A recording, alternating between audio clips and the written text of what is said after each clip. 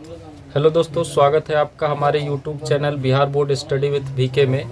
और आज का जो हमारा वीडियो होगा वो क्लास 9th का ऑब्जेक्टिव ज्योग्राफी का जितना भी ऑब्जेक्टिव क्वेश्चन है उस सभी ऑब्जेक्टिव क्वेश्चंस को हम लोग एक ही वीडियो में देखने का प्रयास करेंगे। यानी जितना चैप्टर वाइज जितना ऑब्जेक्टिव क्वेश्चन दिया गया है उस सभी ऑब्जेक्टिव क्वेश्चन को हम लोग एक ही वीडियो में समाप्त करेंगे। तो आइए हम लोग इसे लिखते हैं। जो भी क्वेश्चंस दिए गए हैं आपके टेक्स्ट बुक में उसका सभी का सभी ऑब्जेक्टिव क्वेश्चन एक साथ हम लोग लिखेंगे। तो लिखते हैं हम लोग क्वेश्चन। तो सबसे पहले ऊपर हम लोग हेडिंग बना लेते हैं। ऊपर हेडिंग हम लोग बना लेते हैं कक्षा 9 और इसका पाठ जो है पाठ 1 पहला पाठ है, पाठ 1 है। और पाठ का नाम हम लोग लिखेंगे स्थिति एवं विस्तार। पाठ का नाम है स्थिति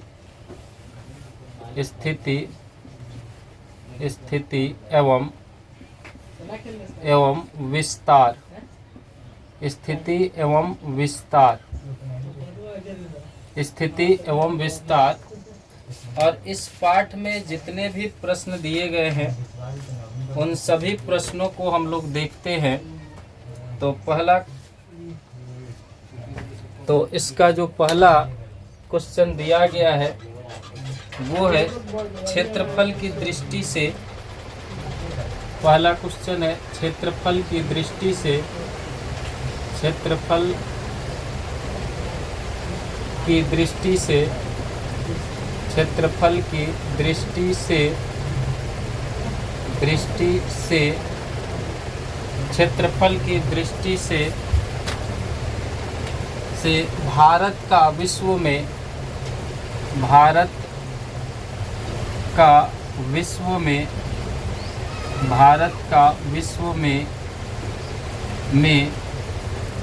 कौन सा स्थान है। भारत का विश्व में कौन सा स्थान है। तो इसका सही उत्तर हो जाएगा, इसका सही उत्तर होगा 7वां। सही उत्तर हो जाएगा 7वां। इसी क्रम में हम लोग अगला क्वेश्चन लिखते हैं। क्वेश्चन है कि भारत के अक्षांशीय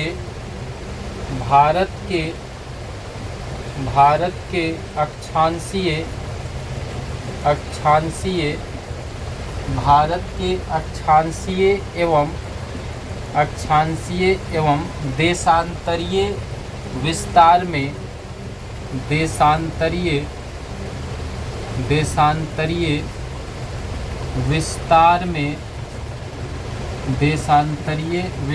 में लगभग कितने डिग्री का अंतर है। लगभग कितने डिग्री का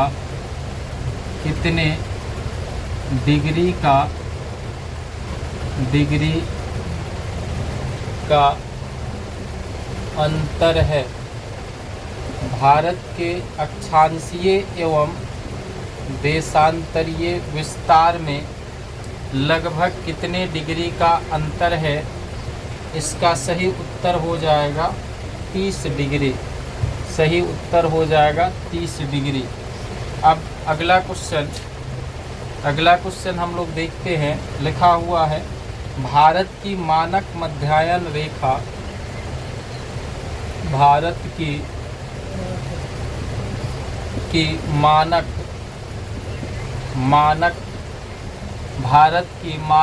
मध्यायन रेखा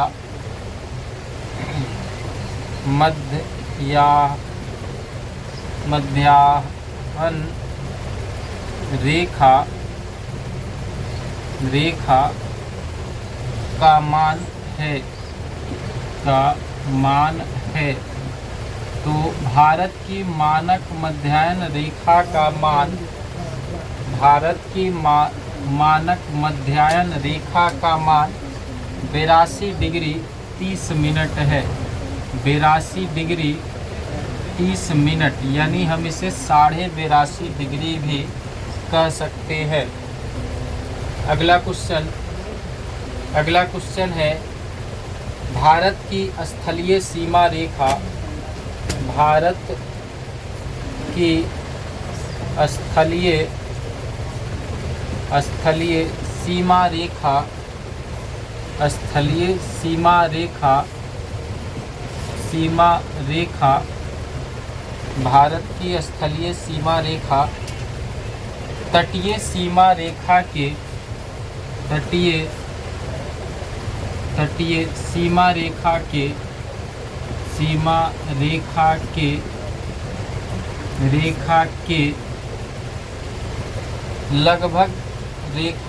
लगभग कितनी बड़ी है, लगभग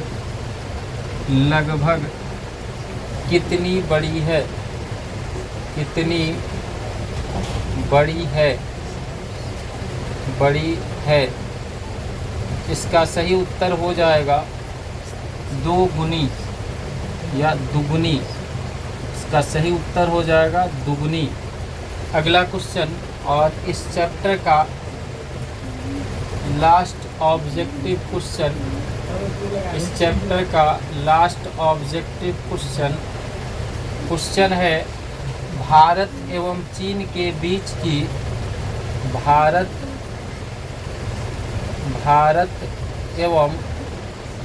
एवं चीन की बीच की सीमा रेखा का नाम है। सीमा रेखा का नाम है। सीमा रेखा का नाम है। इसका सही उत्तर हो जाएगा मैक-मोहन रेखा। सही उत्तर होगा मैक-मोहन रेखा। मैक-मोहन रेखा सही उत्तर हो जाएगा मैक-मोहन रेखा। तो इस तरह से हम लोगों ने 9th क्लास का जो ज्योग्राफी है उसके चैप्टर 1 के जो 5 ऑब्जेक्टिव क्वेश्चन दिए गए थे उसका हम लोगों ने आंसर के साथ देखा उसको। तो अब हम लोगों ने चैप्टर 1 का जो ऑब्जेक्टिव था उसको देख लिया। अब हम लोग पढ़ेंगे चैप्टर 2 का ऑब्जेक्टिव, यानी चैप्टर 2 में जितना भी ऑब्जेक्टिव क्वेश्चन दिया गया है उसको हम लोग लिखते हैं। तो सबसे पहले ऊपर हम हेडिंग डाल लेते हैं चैप्टर 2 या पाठ 2, और पाठ का नाम हम लोग लिख लेते हैं। पाठ का नाम है भौतिक स्वरूप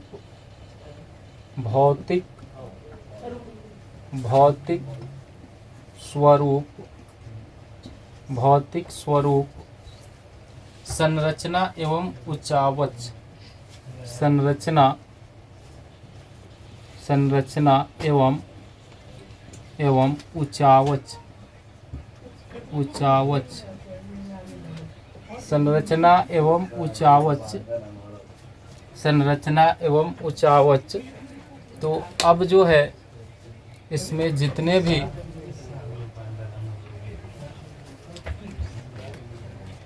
इस चैप्टर में जितने भी ऑब्जेक्टिव क्वेश्चंस दिए गए हैं उसको देखते हैं हम। आखिर इसका जो पहला क्वेश्चन दिया है उसे हम लोग देख लेते हैं क्या लिखा हुआ है।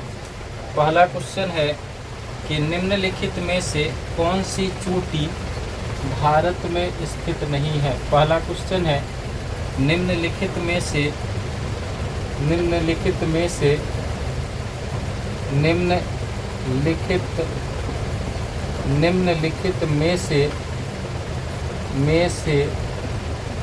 कौन सी चोटी भारत में स्थित नहीं है। भारत में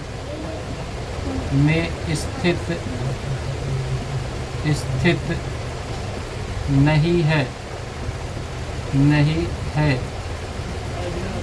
नहीं है। तो जो विकल्प हमारी पाठ्य पुस्तक में दिए गए हैं उसमें जो माउंट एवरेस्ट है वो माउंट एवरेस्ट भारत में नहीं है। तो सही उत्तर हो जाएगा माउंट एवरेस्ट। सही उत्तर हो जाएगा माउंट एवरेस्ट। इसी क्रम में जो दूसरा क्वेश्चन है कि बिहार के उत्तर पश्चिम किनारे पर बिहार के उत्तर पश्चिम किनारे पर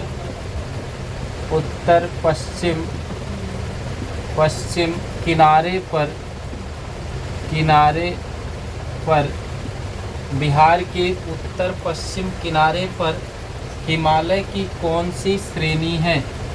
हिमालय की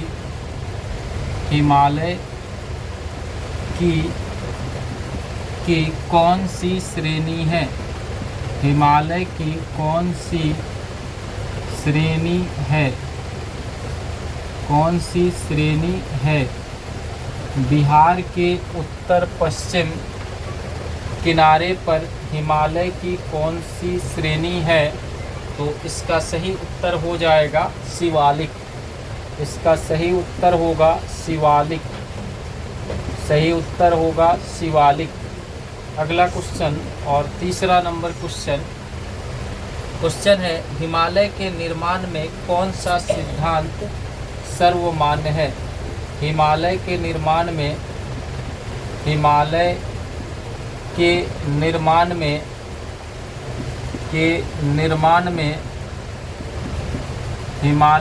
निर्माण में कौन सा सिद्धांत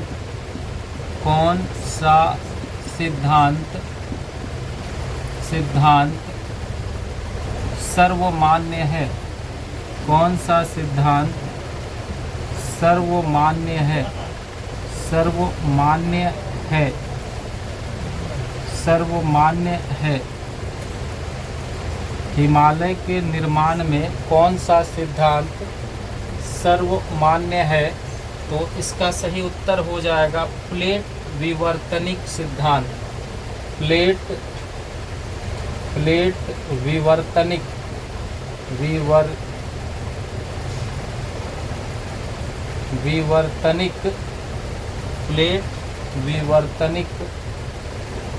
प्लेट विवर्तनिक सिद्धांत।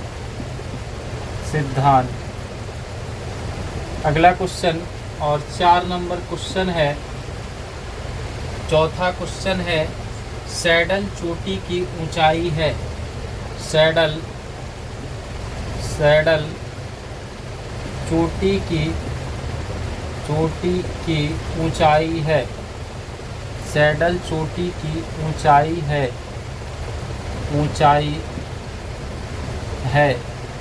यानी हमसे पूछा जा रहा है कि सैडल चोटी की ऊंचाई कितनी है। प्रश्न का तात्पर्य है कि सैडल चोटी की ऊंचाई कितनी है। तो इसका सही उत्तर हो जाएगा 642 मीटर। 642 मीटर।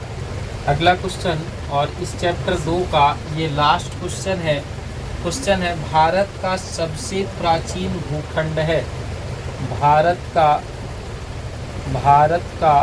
सबसे प्राचीन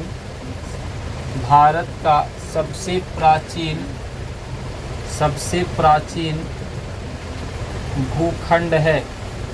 सबसे प्राचीन भूखंड है। तो इसका सही उत्तर होगा प्रायद्वीपीय पठार।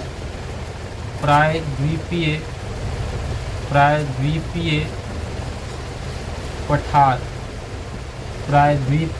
पठार। तो इस तरह से हम लोगों ने चैप्टर 2 का जो भी ऑब्जेक्टिव दिया गया था उस ऑब्जेक्टिव को देखा उसके आंसर के साथ में। अब हम लोग चैप्टर 3 का जो ऑब्जेक्टिव क्वेश्चन दिया गया है उस ऑब्जेक्टिव क्वेश्चन के आंसर को देखते हैं। तो सबसे पहले हम लोग इस तीसरा पार्ट का नाम लिख लेते हैं और इसमें जो ऑब्जेक्टिव क्वेश्चन दिया गया है उस क्वेश्चन का आंसर भी हम लोग साथ में लिखते हैं ऑब्जेक्टिव क्वेश्चन के साथ में। तो आइए लिखते हैं हम लोग। पार्ट लिख लेते हैं 3। पार्ट लिखते हैं 3। पार्ट 3 है पाठ 3 और पाठ का नाम है अपवाह स्वरूप। पाठ का नाम है अपवाह स्वरूप। अपवाह स्वरूप। अपवाह स्वरूप। अपवाह स्वरूप। और इसका जो पहला क्वेश्चन दिया गया है उसे लिखते हैं हम लोग। लक्ष्मी सागर झील किस राज्य में स्थित है? पहला क्वेश्चन, लक्ष्मी सागर झील। लक्ष्मी सागर झील किस राज्य में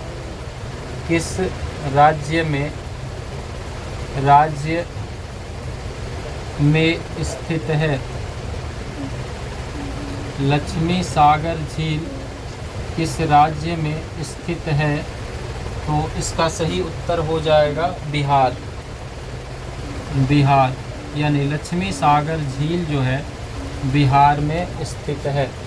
इसी क्रम में दूसरा क्वेश्चन हम लोग लिखेंगे और दूसरा क्वेश्चन है निम्न में से कौन लवणीय झील है? निम्न में से कौन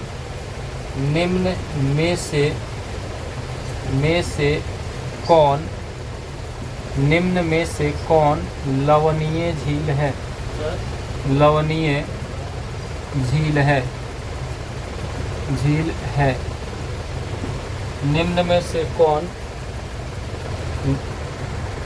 दूसरा क्वेश्चन है निम्न में से कौन लवणीय झील है? और जो विकल्प दिए गए हैं हमारी पाठ्य पुस्तक में, जो विकल्प दिए गए हैं उस विकल्प में सांभर झील जो है यह लवणीय झील है। यह लवणीय झील है। तीसरा क्वेश्चन है गंगा नदी पर। तीसरा क्वेश्चन है गंगा नदी पर गांधी सेतु। तीसरा क्वेश्चन है गंगा नदी पर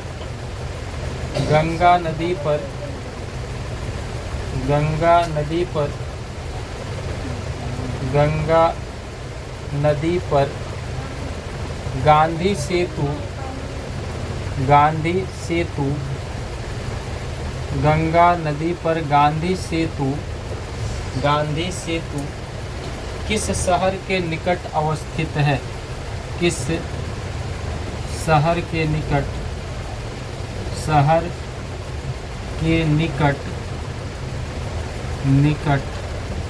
अवस्थित है?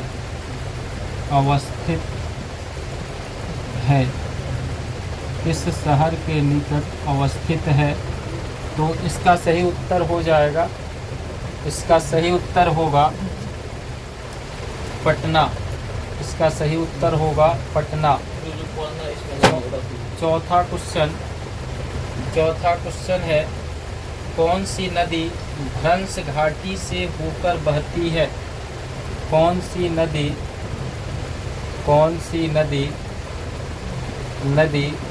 भ्रंश घाटी से होकर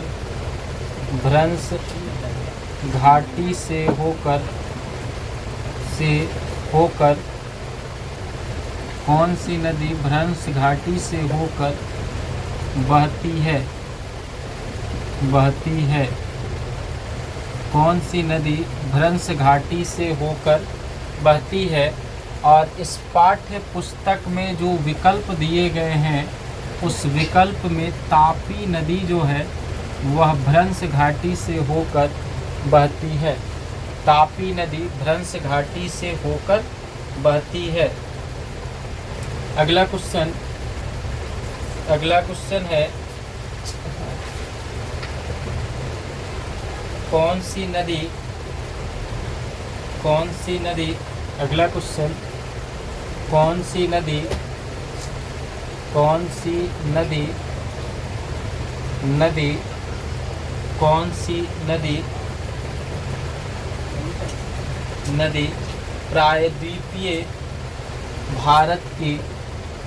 प्रायद्वीपीय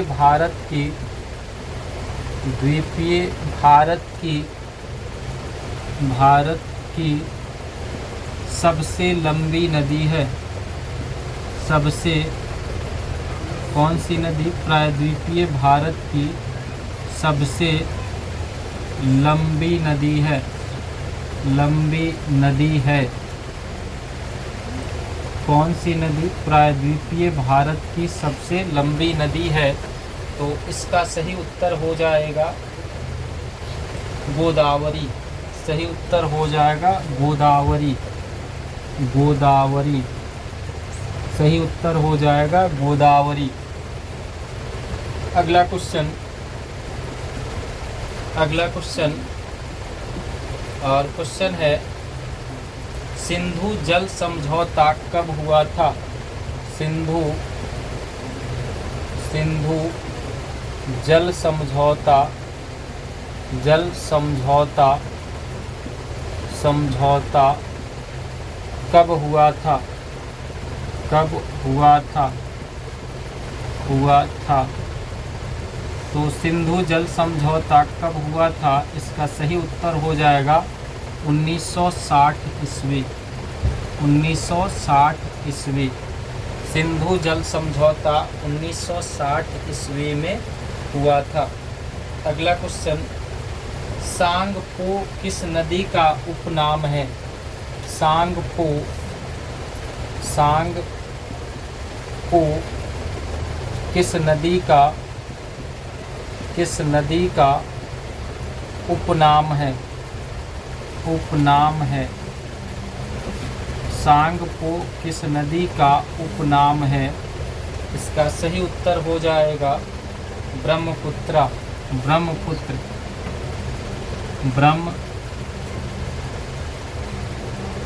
ब्रह्मपुत्र, ब्रह्मपुत्र।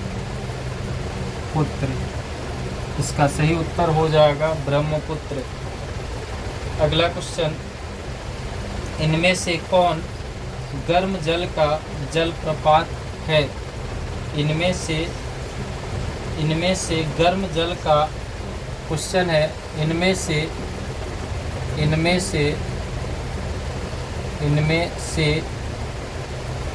गर्म जल का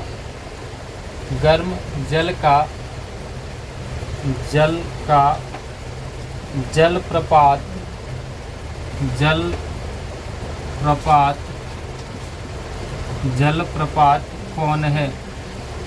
इनमें से गर्म जल का जलप्रपात कौन है? और इसका सही उत्तर हो जाएगा जो हमारे पाठ्य पुस्तक के विकल्प में दिया गया है, उसमें सही उत्तर होगा ब्रह्मकुंड।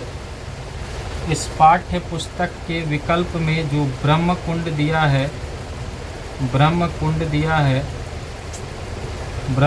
दिया है, वो इसका सही उत्तर हो जाएगा। यानी ब्रह्मकुंड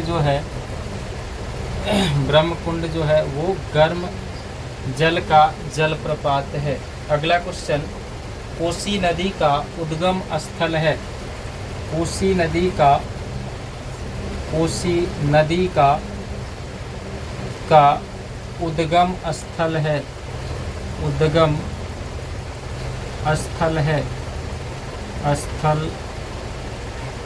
यानी प्रश्न का तात्पर्य है कि कोसी नदी का उद्गम स्थल कौन है? कोसी नदी का उद्गम स्थल कौन है? तो सही विकल्प हो जाएगा गोसाई धाम। सही विकल्प हो जाएगा गोसाई धाम।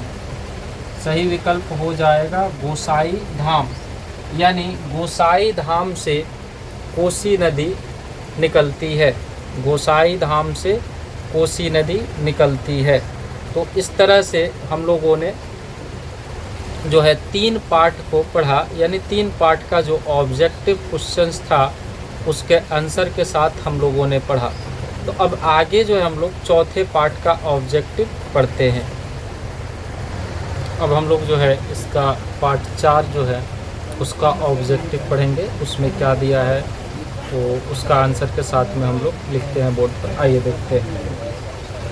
तो सबसे पहले हम लोग हेडिंग बना देंगे।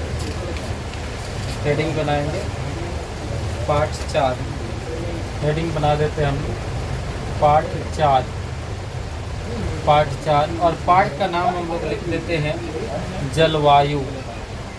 जलवायु, जलवायु और इसमें जितने भी ऑब्जेक्टिव क्वेश्चंस दिए गए हैं उन सभी क्वेश्चंस का आंसर भी हम लोग लिखते चलेंगे साथ में। तो लिखते हैं इसका। जो पहला क्वेश्चन है वो है जाड़े में तमिलनाडु के तटीय भागों में। पहला क्वेश्चन है जाड़े में तमिलनाडु के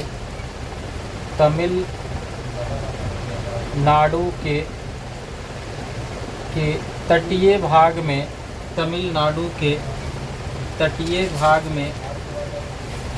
भाग में वर्षा का क्या कारण है? वर्षा का क्या कारण है? वर्षा का क्या कारण है? वर्षा का क्या कारण है? तो इसका सही उत्तर हो जाएगा दक्षिण पश्चिमी मानसून। दक्षिण पश्चिमी मानसून। दक्षिण पश्चिमी मानसून। दक्षिण पश्चिमी मानसून। दक्षिण पश्चिमी मानसून। और इसका अगला क्वेश्चन है 2 नंबर क्वेश्चन है कि दक्षिण भारत के संदर्भ में कौन सा तथ्य गलत है? दक्षिण भारत के संदर्भ में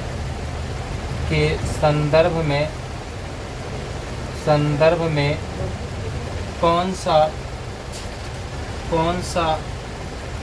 तथ्य गलत है? कौन सा तथ्य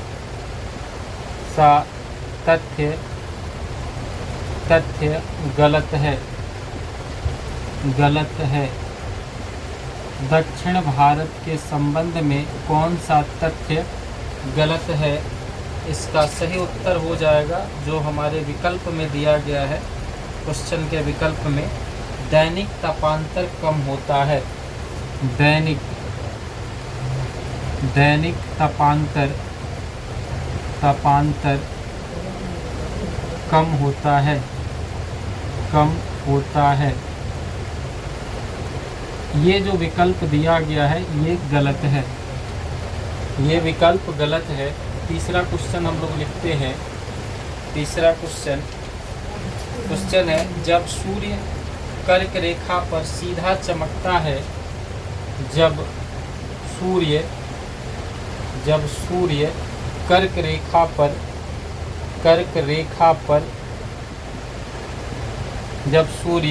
रेखा पर सीधा चमकता है।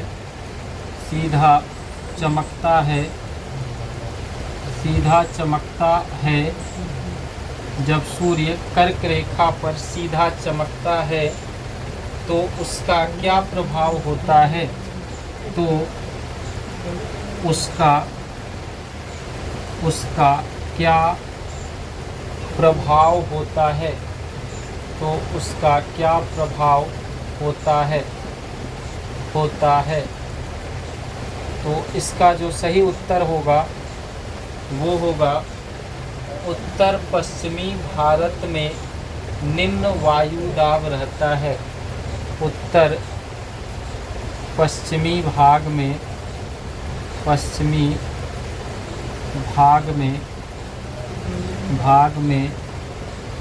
निम्न वायु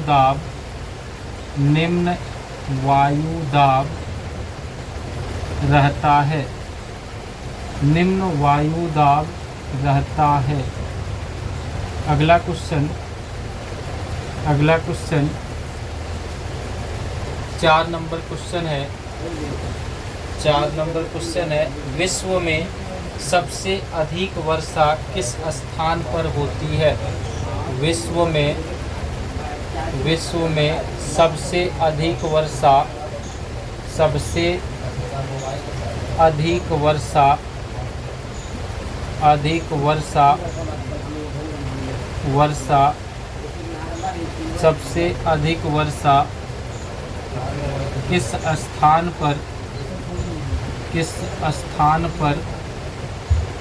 स्थान पर होती है? विश्व में सबसे अधिक वर्षा किस स्थान पर होती है। तो इसका सही विकल्प हो जाएगा, सही आंसर होगा, इसका सही आंसर होगा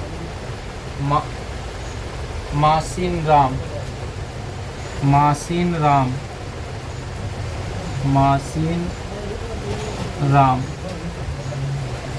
मासीन राम। अगला क्वेश्चन, अगला क्वेश्चन है 5 नंबर क्वेश्चन।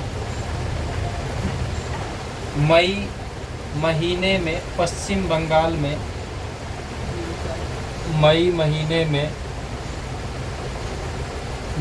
में पश्चिम बंगाल में, पश्चिम बंगाल में,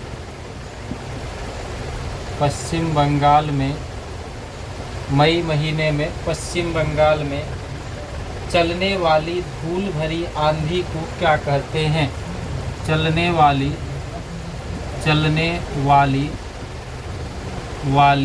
धूल भरी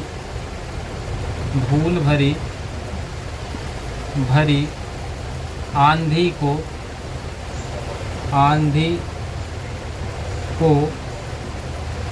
को क्या कहते हैं? क्या कहते हैं? क्या कहते हैं?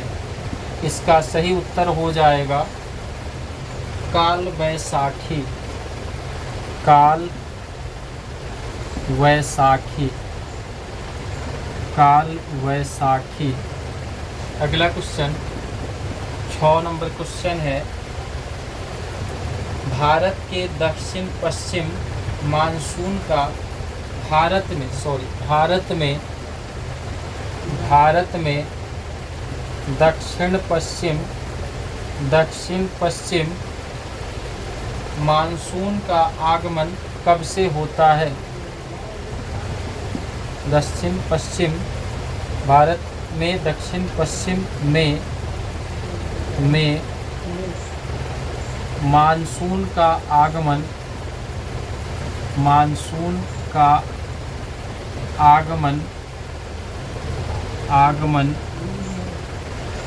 कब से होता है? कब से होता है? होता है। इसका सही विकल्प हो जाएगा, सही आंसर होगा, सही आंसर होगा 1 जून से, 1 जून से, 1 जून से, 1 जून से। अगला क्वेश्चन 7 नंबर क्वेश्चन होगा। जाड़े में सबसे ज़्यादा ठंडा कहाँ पड़ता है? जाड़े में सबसे ज़्यादा ठंडा, सबसे ज़्यादा ठंडा, सबसे ज़्यादा ठंडा कहाँ पड़ता है? कहाँ पड़ता है? पड़ता है। जाड़े में सबसे ज़्यादा ठंडा कहाँ पड़ता है? इसका सही उत्तर हो जाएगा खिलनमर्ग, सही उत्तर होगा खिलनमर्ग, खिलनमर्ग।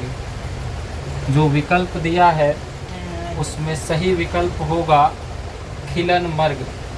अगला क्वेश्चन और 8 नंबर क्वेश्चन है। उत्तर पश्चिम भारत में,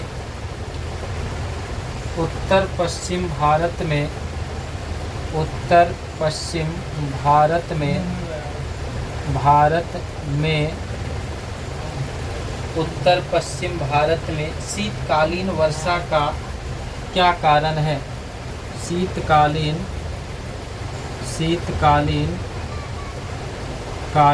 वर्षा का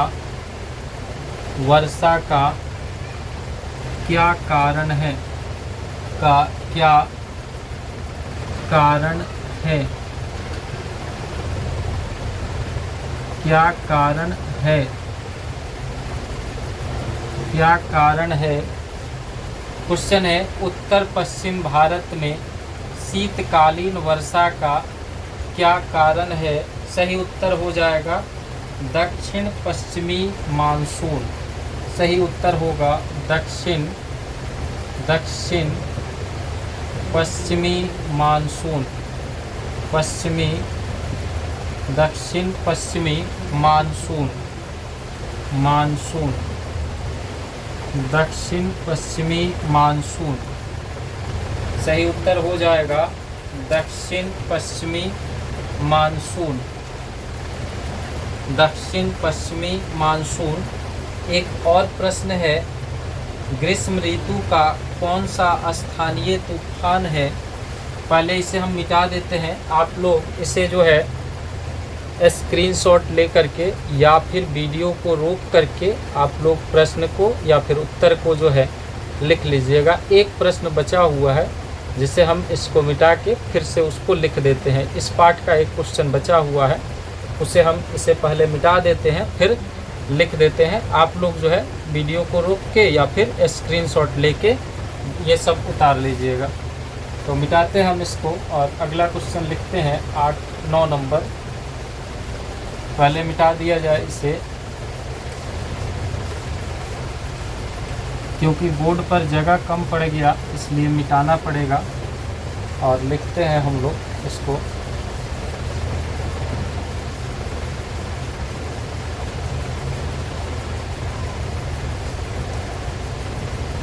चलिए 9 नंबर क्वेश्चन हम लोग लिखते हैं। 9 नंबर क्वेश्चन है कि ग्रीष्म ऋतु का कौन सा स्थानीय तूफान। 9 नंबर ग्रीष्म ऋतु का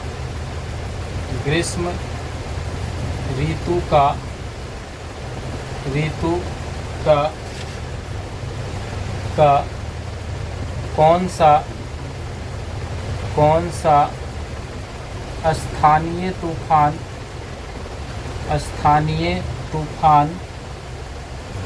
तूफान ग्रीष्म ऋतु का कौन सा स्थानीय तूफान जो कहवा की खेती के लिए उपयोगी होता है। जो कहवा की खेती के लिए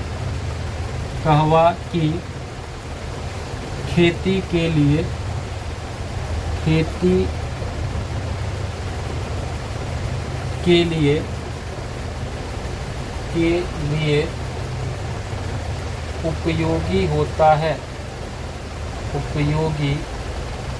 होता है। तो इसका सही उत्तर हो जाएगा, इस तूफान को हम लोग कहते हैं, इस तूफान को आम्र वर्षा कहा जाता है। इस तूफान को आम्र वर्षा कहा जाता है। आम्र वर्षा कहा जाता है। तो इस प्रश्न के साथ जो हमारा पार्ट 4 का जो ऑब्जेक्टिव था ज्योग्राफी का, वो 4 पार्ट का ऑब्जेक्टिव ख़त्म हो गया। अब हम लोग जो है पार्ट 5 का जो ऑब्जेक्टिव है उस ऑब्जेक्टिव को लिखेंगे। तो अब हम लोग जो है इसके चैप्टर 5 पर आ गए हैं। तो चलिए हम लोग देखते हैं चैप्टर 5 का जो भी क्वेश्चन आंसर है उस क्वेश्चन आंसर को, यानी जो ऑब्जेक्टिव क्वेश्चंस दिया गया है वो ऑब्जेक्टिव क्वेश्चन का आंसर क्या होगा उसको लिखते हुए हम लोग देखते हैं। तो सबसे पहले ऊपर हम लोग हेडिंग बना देते हैं पार्ट 5, ऊपर लिख लेते हैं पार्ट 5, हेडिंग बना देते हैं पार्ट 5 और पार्ट का नाम लिख लेते हैं। पार्ट का नाम है प्राकृतिक वनस्पति एवं वन्य प्राणी। प्राकृतिक वनस्पति एवं वन्य प्राणी। तो इसमें जितने भी ऑब्जेक्टिव क्वेश्चंस दिए गए हैं उन सभी ऑब्जेक्टिव क्वेश्चंस का हम लोग आंसर भी साथ में लिखते चलेंगे। तो इसमें जो पहला क्वेश्चन दिया गया है वो है, भारत में जीव संरक्षण अधिनियम कब लागू हुआ। भारत में जीव संरक्षण अधिनियम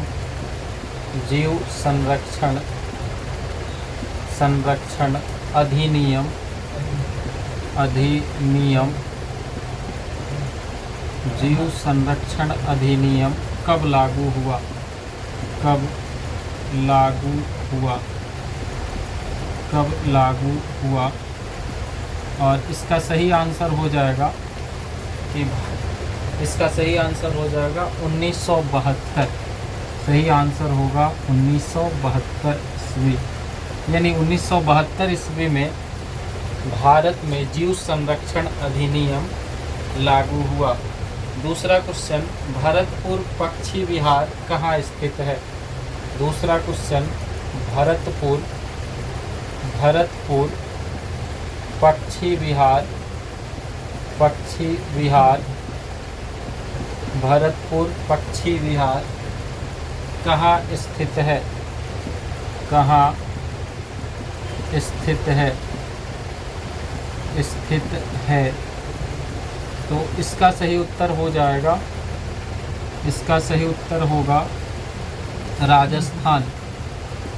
राजस्थान, राजस्थान। यानी भरतपुर पक्षी विहार जो है वह राजस्थान में है। अगला क्वेश्चन 3 नंबर क्वेश्चन है कि भारत में कितने प्रकार की वनस्पति प्रजाति पाई जाती है? भारत में कितने प्रकार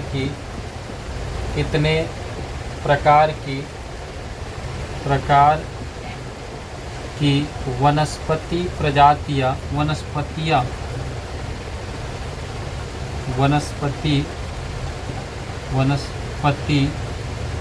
भारत में कितने प्रकार की वनस्पति प्रजातियाँ पाई जाती हैं? प्रजातियाँ पाई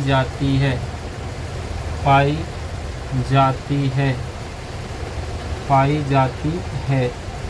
तो इसका सही उत्तर हो जाएगा, इसका सही उत्तर होगा 79,000।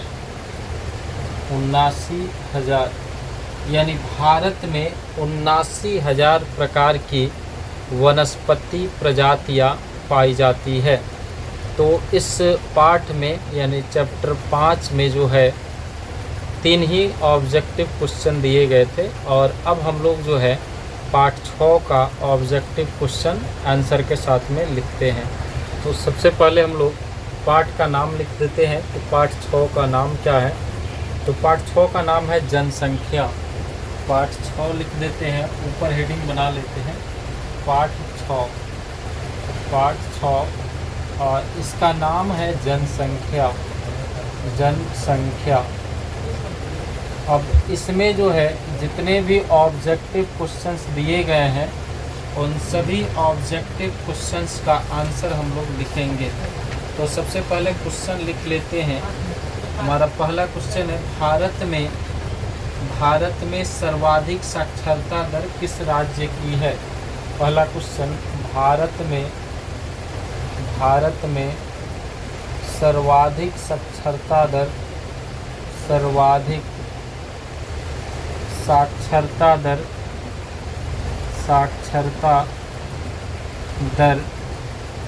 किस राज्य की है?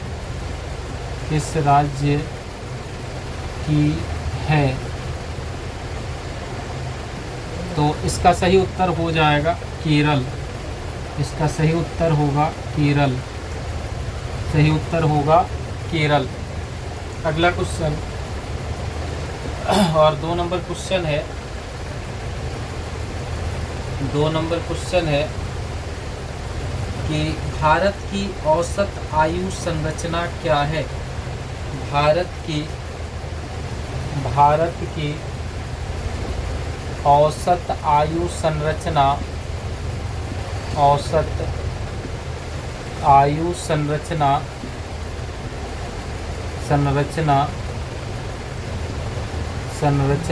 क्या है? तो जो आपके बुक में जो विकल्प दिए गए हैं उस विकल्प में सही आंसर होगा 64.6 वर्ष। जो आपके बुक में विकल्प दिए गए हैं उसमें सही आंसर होगा 64.6 वर्ष। अगला क्वेश्चन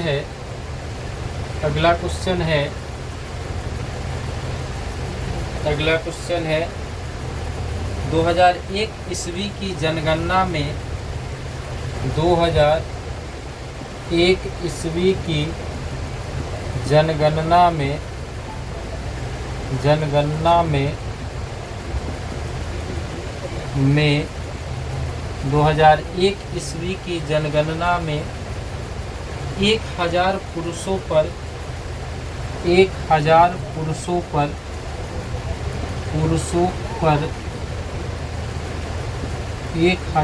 पुरुषों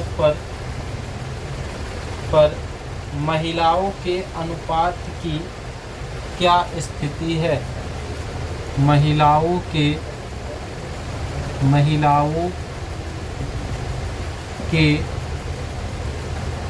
अनुपात की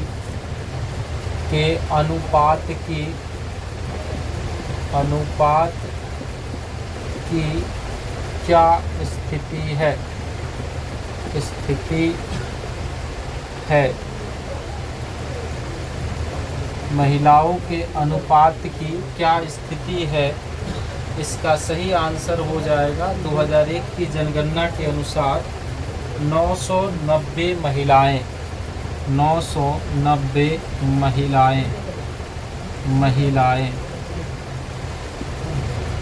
अगला क्वेश्चन है और 4 नंबर क्वेश्चन है भारत का औसत जनसंख्या घनत्व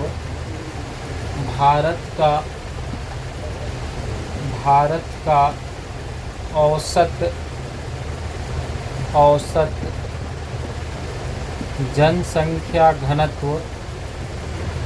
जनसंख्या घनत्व भारत का औसत जनसंख्या घनत्व प्रति वर्ग किलोमीटर क्या है? प्रति वर्ग किलोमीटर क्या है?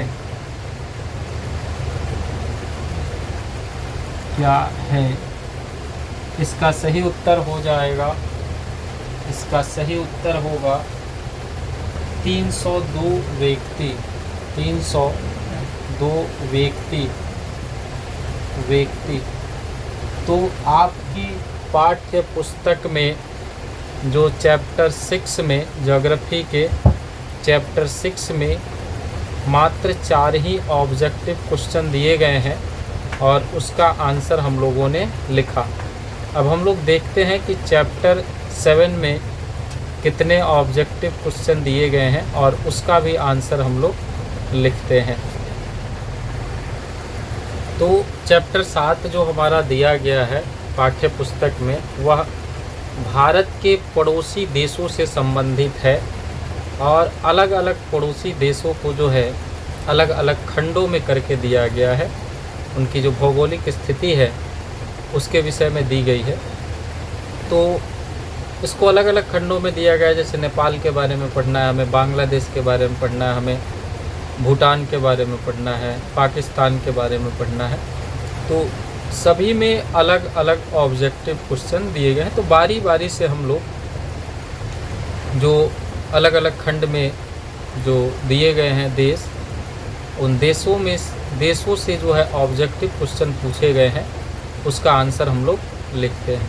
तो पहला जो हम लोगों को पढ़ना है वो नेपाल के बारे में पढ़ना है। तो नेपाल से संबंधित जो प्रश्न होगा ऑब्जेक्टिव हमारी बुक में उसको हम लोग लिखेंगे। तो आइए ऊपर हेडिंग बना लेते हैं। सबसे पहले पाठ का नाम हम लोग लिख लेते हैं और पाठ का नाम है भारत के पड़ोसी देश। ऊपर हेडिंग बना लेंगे पाठ 7 और हेडिंग बनाएंगे भारत के पड़ोसी देश। भारत के पड़ोसी देश। और इसमें जो हमें पहला देश के बारे में पढ़ना है वो है नेपाल, वो है नेपाल। तो नेपाल के विषय में हम लोग लिखेंगे, इसके बारे में जो भी ऑब्जेक्टिव क्वेश्चंस दिए गए हैं उसको हम लोग लिखते हैं। तो पहला प्रश्न दिया गया है इसमें कि नेपाल की सीमा भारत के किस राज्य से मिलती है। नेपाल की सीमा भारत के किस राज्य से मिलती है। नेपाल की सीमा भारत के किस राज्य से मिलती है। तो आपके बुक में जो विकल्प दिए गए हैं उस विकल्प में इसका सही उत्तर जो है वो सिक्किम हो जाएगा। सही उत्तर हो जाएगा सिक्किम। अगला क्वेश्चन हम लोग लिखते हैं, दूसरा नंबर क्वेश्चन। और क्वेश्चन है कि महाभारत लेख क्या है। दूसरा क्वेश्चन है महाभारत लेख क्या है। महाभारत लेख क्या है। तो महाभारत लेख एक प्रकार की पर्वत श्रृंखला है। तो इसका सही उत्तर हो जाएगा पर्वत श्रृंखला। पर्वत श्रृंखला। अगला और तीसरा क्वेश्चन जो है वो है, तीसरा क्वेश्चन है गंडक नदी को नेपाल में किस नाम से जाना जाता है। गंडक नदी को नेपाल में किस नाम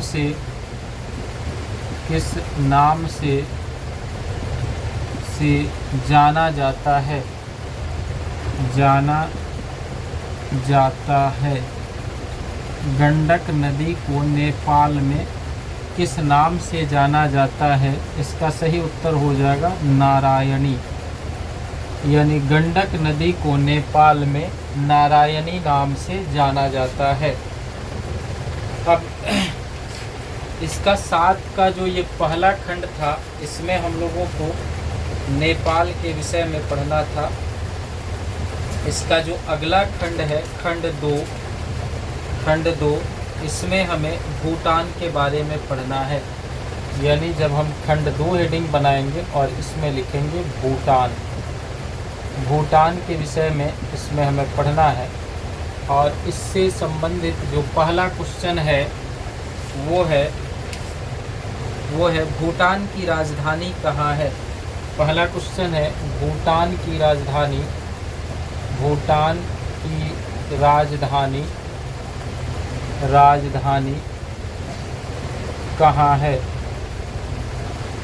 कहाँ है। तो इसका सही उत्तर हो जाएगा थिम्पू। भूटान की राजधानी थिम्पू है। भूटान की राजधानी कहाँ है। थिम्पू। इसका दूसरा क्वेश्चन होगा, दूसरा क्वेश्चन है भूटान हिमालय की सर्वाधिक ऊंचाई है। भूटान हिमालय की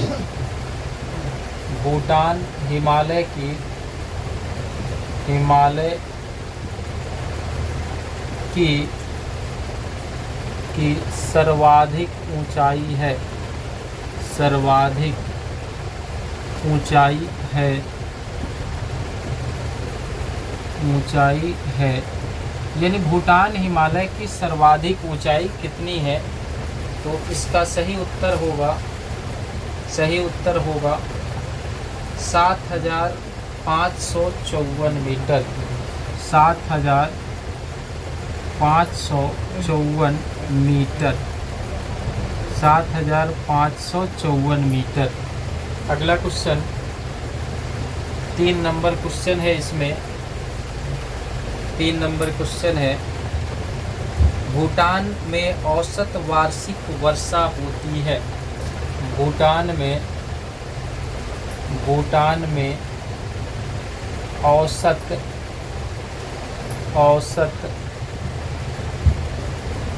वार्षिक वर्षा होती है।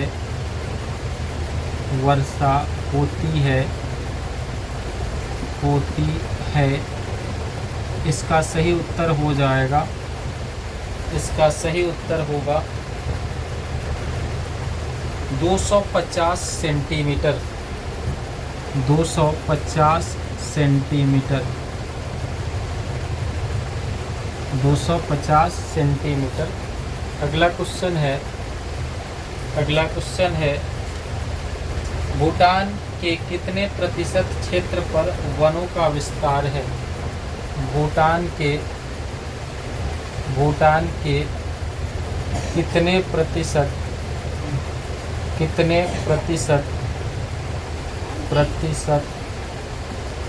क्षेत्र पर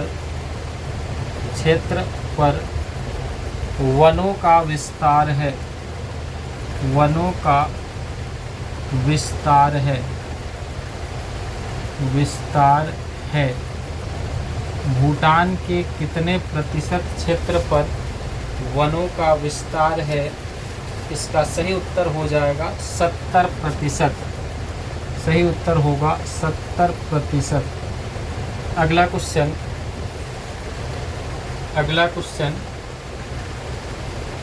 है, भूटान की साक्षरता दर कितना प्रतिशत है? भूटान की साक्षरता दर कितना प्रतिशत है? कितना प्रतिशत है? तो इसका सही उत्तर होगा 42%। इसका सही उत्तर होगा जो आपकी किताब में दिया गया है वो है सही उत्तर 42%। अब इस तरह से हम लोगों ने 2 पड़ोसी देशों के बारे में, भारत के 2 पड़ोसी देशों के बारे में पढ़ा। अब आगे जो पड़ोसी देश दिए गए हैं उनके बारे में भी हम लोग पढ़ते हैं। तो अगला जो तीसरा भारत का पड़ोसी देश आपकी पाठ्य पुस्तक में दिया गया है वो है बांग्लादेश। और अब हम बांग्लादेश से संबंधित जो ऑब्जेक्टिव क्वेश्चंस दिए गए हैं उन ऑब्जेक्टिव क्वेश्चंस का आंसर के साथ में लिखेंगे। तो आइए देखते हैं कि कौन कौन से प्रश्न बांग्लादेश से संबंधित दिए गए हैं। तो इसमें हम हेडिंग बना लेते हैं। पहले तीसरा पड़ोसी देश है तो हेडिंग बना लेते हैं बांग्लादेश।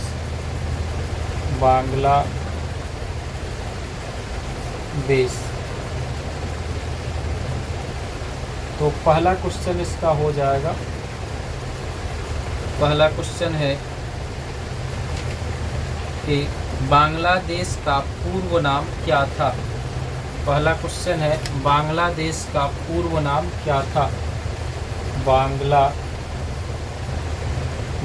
का पूर्व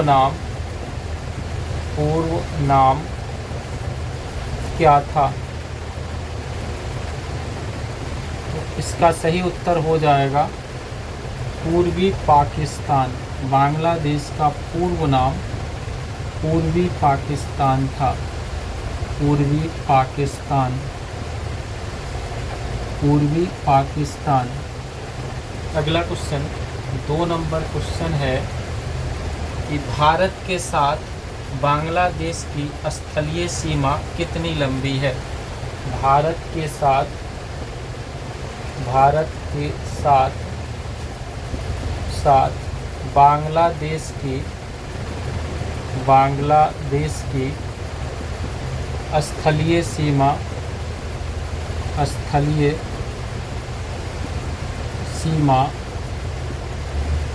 सीमा कितनी लंबी है? कितनी लंबी है? कितनी लंबी है? तो इसका सही उत्तर हो जाएगा, इसका सही उत्तर होगा 4096 किलोमीटर। 4096 किलोमीटर सही उत्तर हो जाएगा, 4096 किलोमीटर। अगला क्वेश्चन, बांग्लादेश कब स्वतंत्र हुआ? तीसरा क्वेश्चन है, बांग्लादेश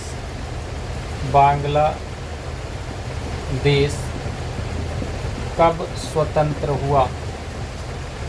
स्वतंत्र हुआ।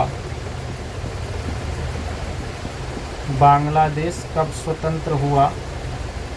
इसका सही उत्तर होगा 17 दिसंबर 1971।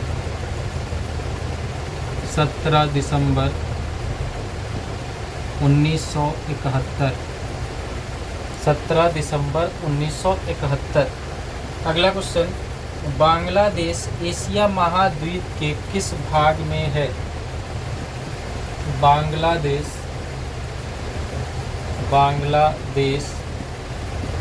एशिया महाद्वीप के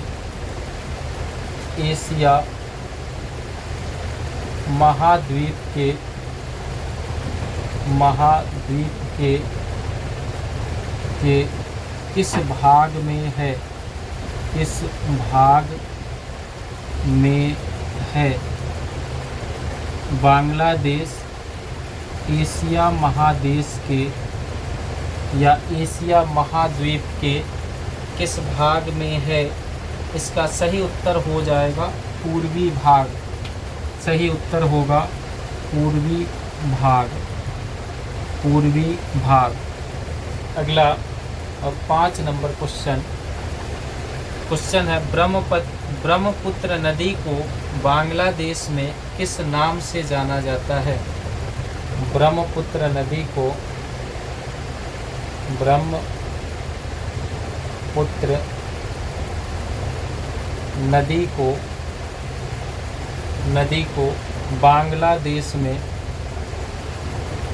बांग्लादेश में किस नाम से जाना जाता है? किस नाम से जाना जाता है?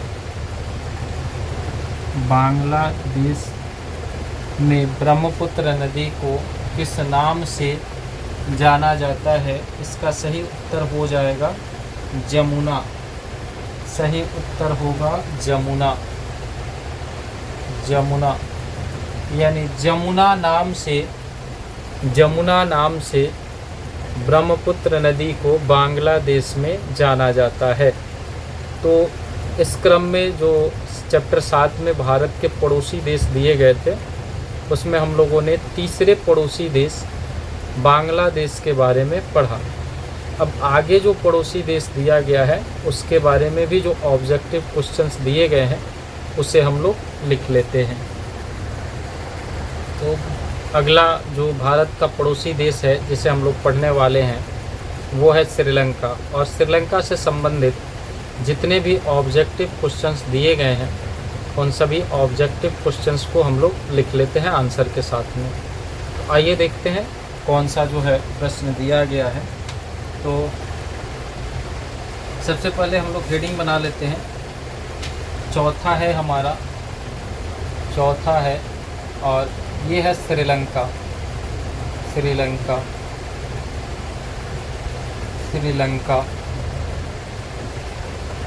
इसमें जो पहला क्वेश्चन दिया गया है वो है श्रीलंका की आकृति कैसी है।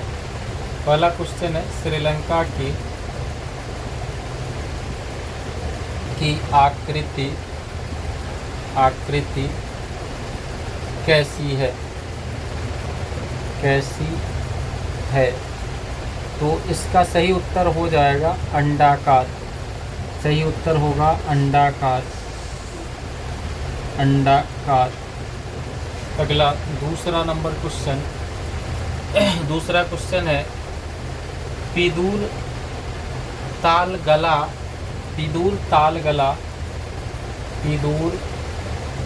ताल गला, विदुर ताल गला श्रीलंका का एक प्रमुख स्थलाकृत है। विदुर ताल गला श्रीलंका का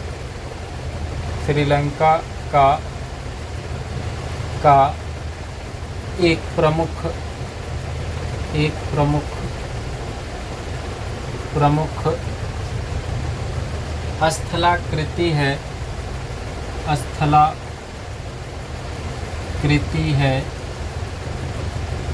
स्थलाकृति है और वो होगा, इसका सही उत्तर होगा शिखर।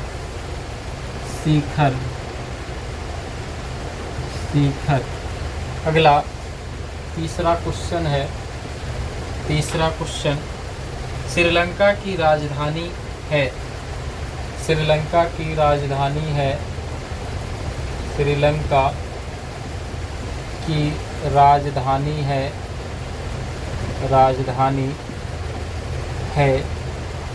इसका सही उत्तर होगा, श्रीलंका की राजधानी जो है कोलंबो।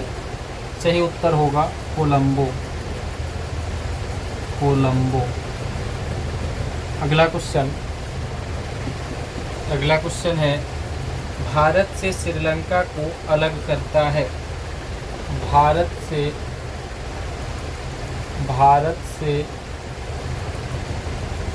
श्रीलंका को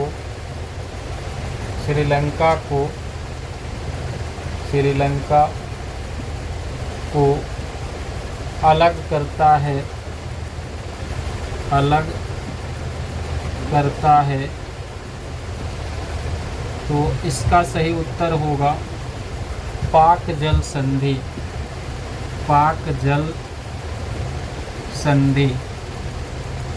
भारत को श्रीलंका से अलग करता है पाक जल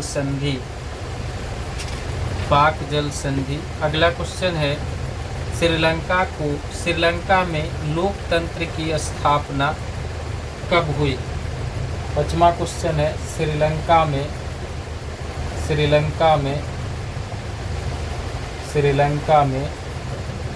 लोकतंत्र की स्थापना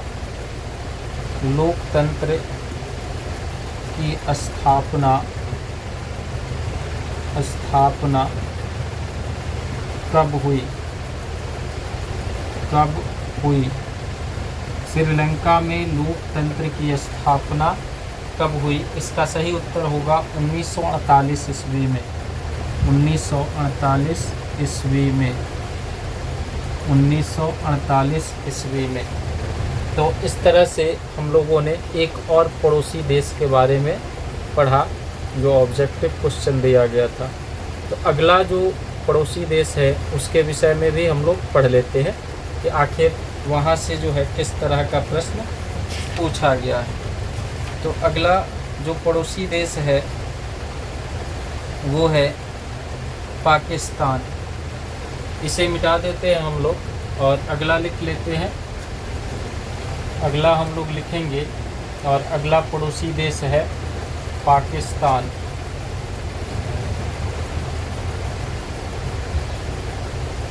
अगला हम लोग लिखेंगे पाकिस्तान। ये हम लोगों का हो जाएगा 5 नंबर।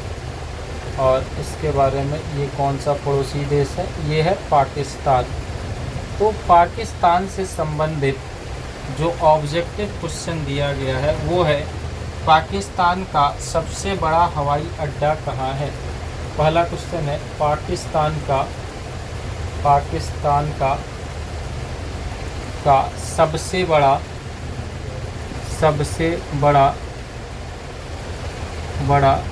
हवाई अड्डा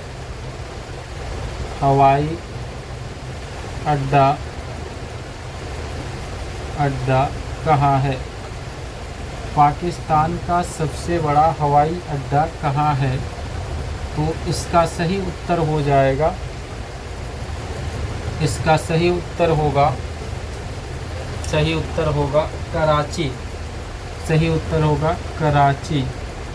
पाकिस्तान का सबसे बड़ा हवाई अड्डा कराची होगा। अगला क्वेश्चन अगला क्वेश्चन कि खेल का सामान बनाने में विश्व प्रसिद्ध है। खेल का सामान बनाने में, खेल का सामान बनाने में विश्व प्रसिद्ध है। बनाने में विश्व प्रसिद्ध है। विश्व प्रसिद्ध है। विश्व प्रसिद्ध है। और ये इसका जो सही आंसर होगा वो होगा सियालकोट। इसका सही उत्तर होगा सियालकोट। सियालकोट। सियालकोट। अगला क्वेश्चन जो है वो होगा 3 नंबर क्वेश्चन है, पाकिस्तान की सबसे प्रसिद्ध चोटी तख्त सुलेमान की ऊंचाई क्या है? पाकिस्तान की सबसे प्रसिद्ध चोटी, सबसे प्रसिद्ध चोटी, चोटी तख्त सुलेमान की ऊंचाई, तख्त सुलेमान की ऊंचाई, सुलेमान की ऊंचाई क्या है? पाकिस्तान के तख्त सुलेमान की ऊंचाई क्या है? और इसका सही उत्तर होगा 3770 मीटर। 3770 मीटर। 3770 मीटर। चौथा क्वेश्चन है,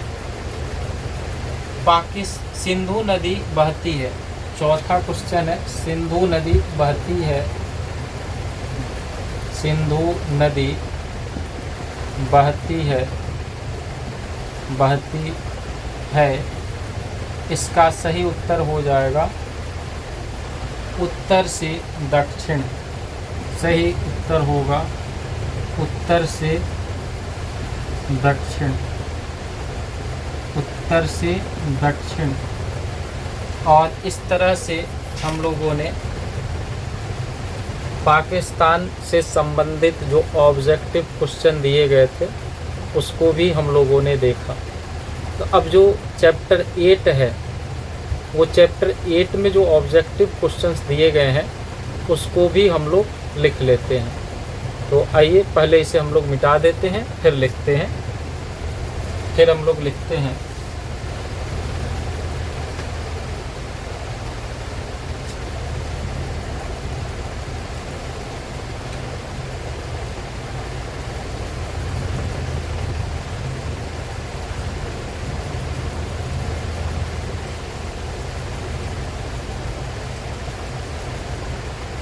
तो ऊपर हेडिंग बना लेते हैं हम लोग पाठ 8। और पाठ का जो नाम है वो है मानचित्र। पाठ का नाम है मानचित्र अध्ययन। तो इसमें लिख लेते हैं हम लोग मानचित्र अध्ययन। मानचित्र अध्ययन। तो इसमें जो भी ऑब्जेक्टिव क्वेश्चंस दिए गए हैं उन सभी ऑब्जेक्टिव क्वेश्चंस को हम लोग देखते हैं। तो पहला ऑब्जेक्टिव क्वेश्चन दिया गया है इसमें कि कौन सी मापक विधि सर्वाधिक मान्य है। पहला है कौन सी मापक विधि, कौन सी मापक विधि सर्वाधिक मान्य है। सर्वाधिक मान्य है। कौन सी मापक विधि सर्वाधिक मान्य है? तो इसका सही उत्तर होगा निरूपक भिन्न। सही उत्तर होगा निरूपक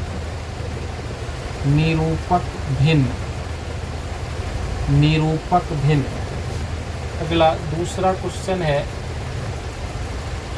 मानचित्र की दूरी को मापनी में कैसे जाना जाता है? मानचित्र की दूरी को मानचित्र की दूरी को मापनी में कैसे जाना जाता है? कैसे जाना जाता है? मानचित्र की दूरी को मापनी में कैसे जाना जाता है? इसका सही उत्तर होगा अंश। इसका सही उत्तर होगा अंश। अगला तीसरा क्वेश्चन हम लोग लिखते हैं, और तीसरा क्वेश्चन है मापनी में हर व्यक्त करता है। मापनी में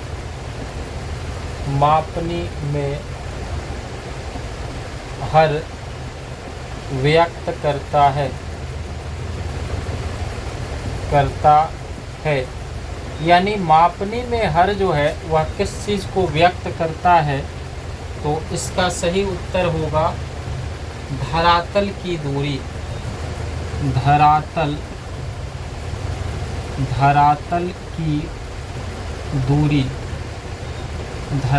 की दूरी।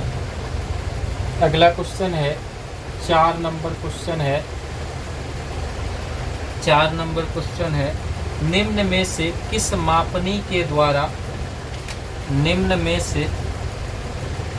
4 नंबर क्वेश्चन होगा निम्नलिखित में से कौन सा मापक निम्नलिखित में से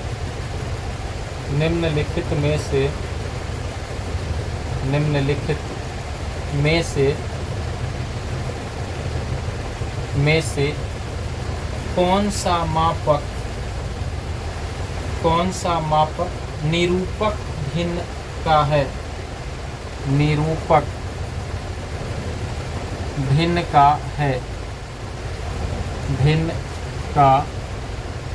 है। तो इसका सही उत्तर होगा जो आपकी पाठ्य पुस्तक में दिया गया है। इसका सही उत्तर होगा सेंटीमीटर। इसका सही उत्तर होगा सेंटीमीटर। अगला क्वेश्चन और 5 नंबर क्वेश्चन है निम्न में से किस मापनी के द्वारा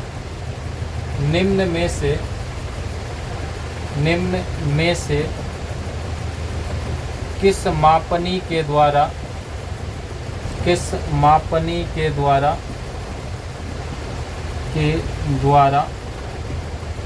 निम्न में से किस मापनी के द्वारा किलोमीटर और मील दोनों की दूरियों को मापनी के द्वारा किलोमीटर मीटर और मील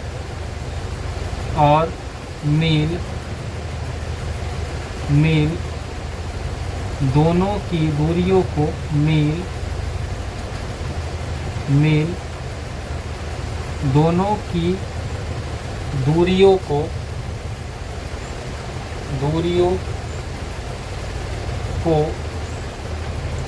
दोनों की दूरियों को दर्शाया जा सकता है। दर्शाया जा सकता है।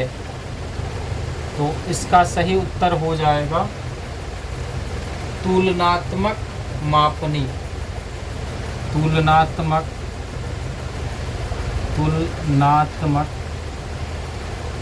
मापनी। तुलनात्मक मापनी। तुलनात्मक मापनी। तुलनात्मक मापनी। तो इस तरह से हम लोगों ने चैप्टर 8 का जो है ऑब्जेक्टिव देखा, और अब हम लोग जो है चैप्टर 9 का ऑब्जेक्टिव देखते हैं। जो भी इस पार्ट में चैप्टर 9 में ऑब्जेक्टिव दिया गया है उसे हम लोग लिखते हैं। तो सबसे पहले ऊपर हम जो है चैप्टर 9 का हेडिंग बना लेते हैं, उसके पार्ट का नाम भी हम लोग लिख लेते हैं। तो आइए लिखते हैं, हम लोग हेडिंग बनाएंगे पार्ट 9 पाठ 9 और इसका नाम हम लोग लिख लेंगे क्षेत्रीय अध्ययन। क्षेत्रीय अध्ययन क्षेत्रीय अध्ययन।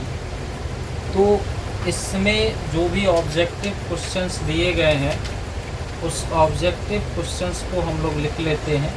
पहला होगा क्षेत्र में जाकर इकट्ठे किए गए।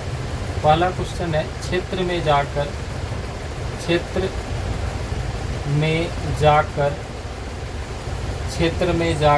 इकट्ठे किए गए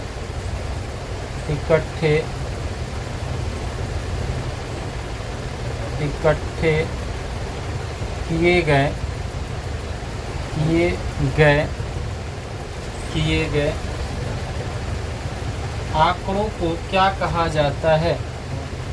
आंकड़ों को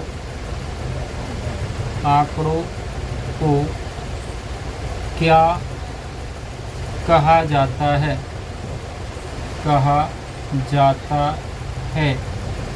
क्षेत्र में जाकर एकत्रित किए गए या इकट्ठे किए गए आंकड़ों को क्या कहा जाता है? तो इसका सही उत्तर हो जाएगा, इसका सही उत्तर होगा प्राथमिक आंकड़ा। सही उत्तर होगा प्राथमिक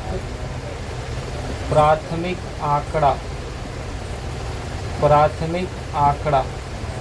दूसरा क्वेश्चन है, इस पाठ का दूसरा ऑब्जेक्टिव क्वेश्चन है भूगोल में क्षेत्रीय अध्ययन है।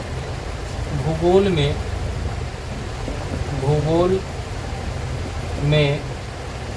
क्षेत्रीय अध्ययन है।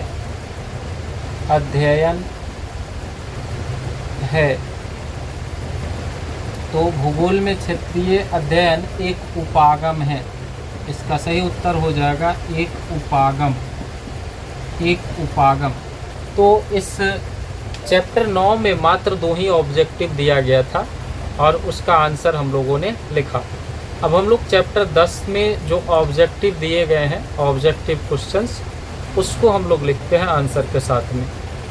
तो चैप्टर 10 का पहले हम लोग नाम लिख लेते हैं ऊपर हेडिंग बना के। तो हेडिंग बना लेते हैं आपदा प्रबंधन।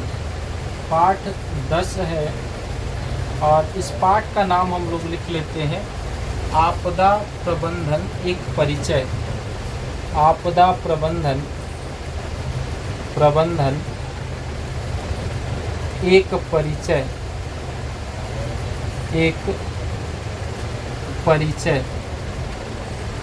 परिचय। तो इसमें जो भी ऑब्जेक्टिव क्वेश्चंस दिए गए हैं उन सारे प्रश्नों को हम लोग लिखेंगे। तो पहला क्वेश्चन इसका क्या है वो हम लोग लिखते हैं। पहला क्वेश्चन हम लोग लिखते हैं। तो इसमें पहला प्रश्न दिया गया है कि आपदा प्रबंधन के प्रमुख घटक हैं। पहला क्वेश्चन है आपदा प्रबंधन के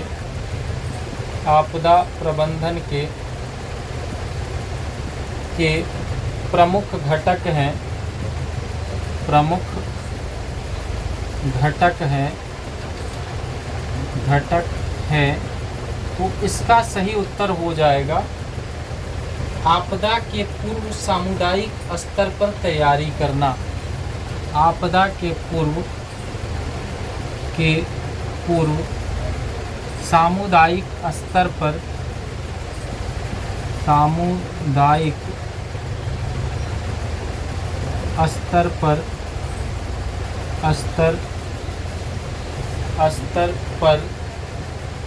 तैयारी करना।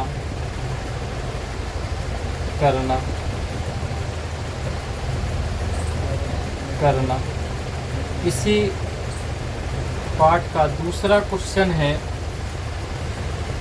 मानव जनित आपदा के प्रभाव को कम करने के कौन से उपाय हैं? मानव जनित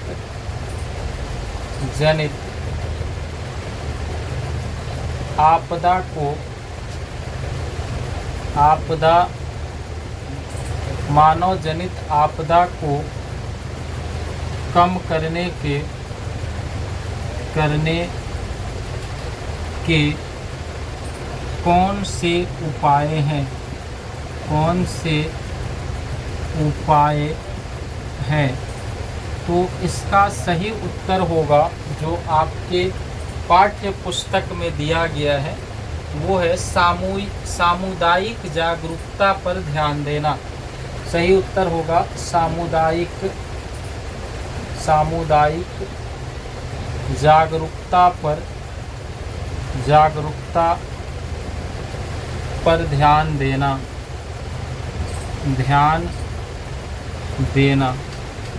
सामुदायिक जागरूकता पर ध्यान देना। तो इस तरह से हम लोगों ने 10 पाठ तक का इसका ऑब्जेक्टिव लिखा। अब आगे जो पाठ दिए गए हैं उसका भी ऑब्जेक्टिव हम लोग लिखते हैं। तो आइए अब हम लोग जो है पाठ 11 में जो ऑब्जेक्टिव क्वेश्चंस दिए गए हैं उसका आंसर लिखते हैं। तो ऊपर हेडिंग में लिख लेते हैं हम लोग पाठ 11 और इससे संबंधित जो प्रश्न है उसे हम लोग लिखते हैं। पहला प्रश्न है, इनमें से कौन परमाणु ऊर्जा केंद्र है। इनमें से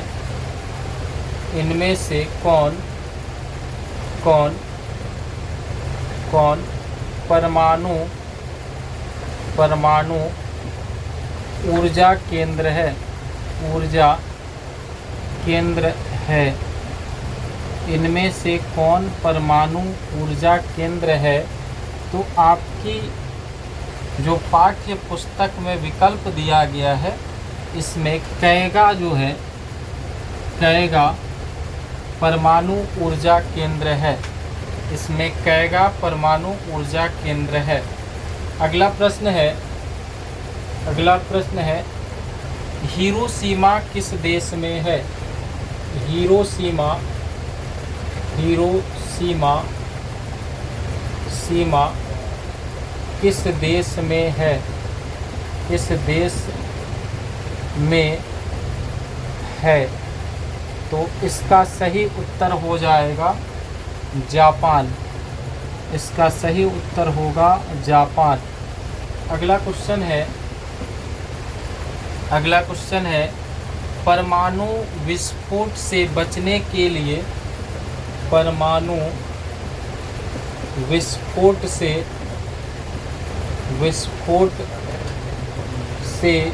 बचने के लिए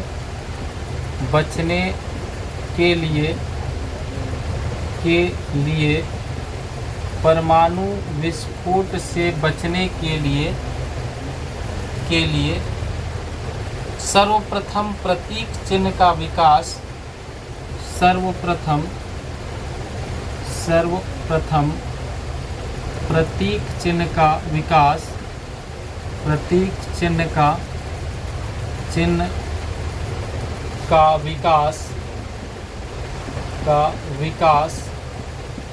सर्वप्रथम प्रतीक चिन्ह का विकास किसने किया है। किसने किया है। इसका सही उत्तर होगा कैलिफोर्निया विश्वविद्यालय। कैलिफोर्निया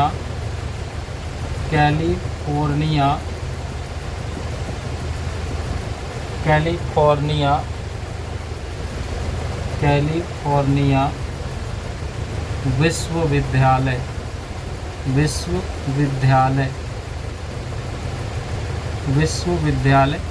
तो इस तरह से हम लोगों ने 11 चैप्टर का ऑब्जेक्टिव लिख लिया और इस 11वें चैप्टर में मात्र 3 ही ऑब्जेक्टिव क्वेश्चंस दिए गए थे।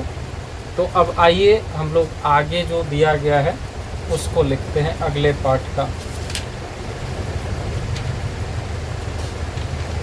तो इस 11वें पाठ में ही और भी ऑब्जेक्टिव क्वेश्चंस दिए गए हैं यूनिट वाइज करके। ये हम मान लेते हैं कि ये यूनिट 1 का है, ये है यूनिट 1 का। इसी तरह से अब हम लोग यूनिट 2 का लिखते हैं। यूनिट 2 का जो पहला प्रश्न है उसे लिखते हैं हम लोग। वो है भोपाल में रासायनिक गैस रिसाव कब हुआ था। भोपाल में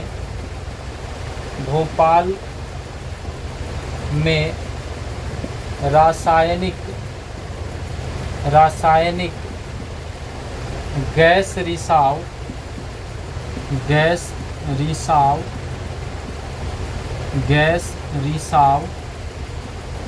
कब हुआ था?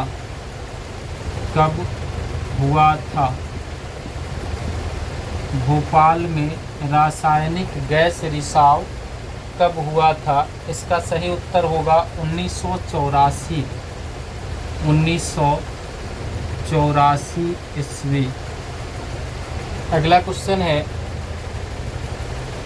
तूतीकोरिन में, दूसरा क्वेश्चन है तूतीकोरिन में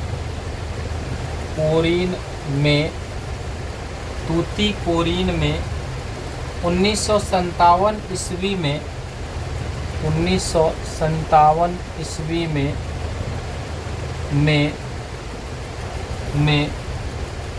गैस रिसाव से कौन सी बीमारी उत्पन्न हुई थी? गैस रिसाव से कौन सी बीमारी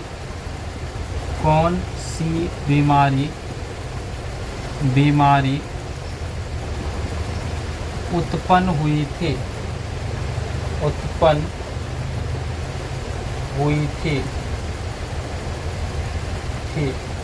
इसका सही उत्तर हो जाएगा, इसका सही उत्तर होगा उल्टी होना एवं छाती में जलन। उल्टी होना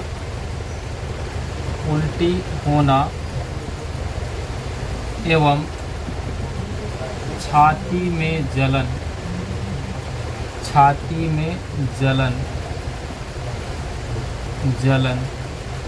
अगला क्वेश्चन है अम्लीय वर्षा का सर्वाधिक प्रभाव कहाँ पड़ा है? तीसरा क्वेश्चन है अम्लीय वर्षा का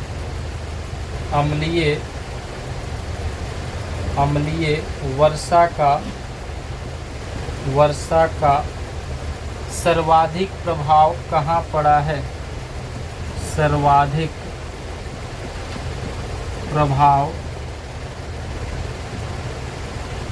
कहाँ पड़ा है?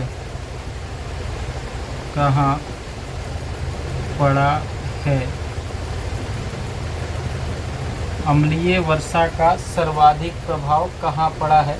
सही उत्तर होगा दामोदर घाटी क्षेत्र। दामोदर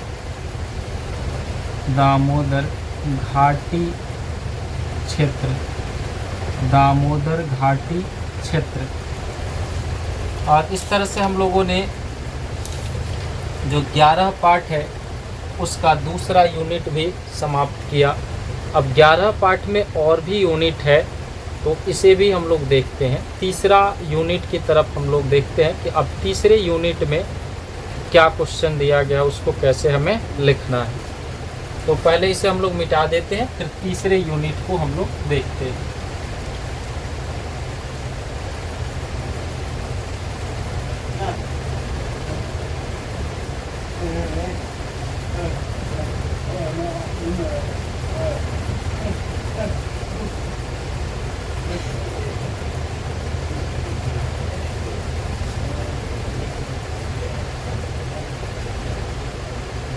तो आइए तीसरा यूनिट को हम लोग लिख लेते हैं।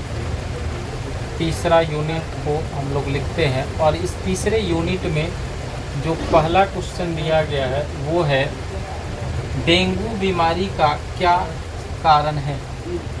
डेंगू बीमारी का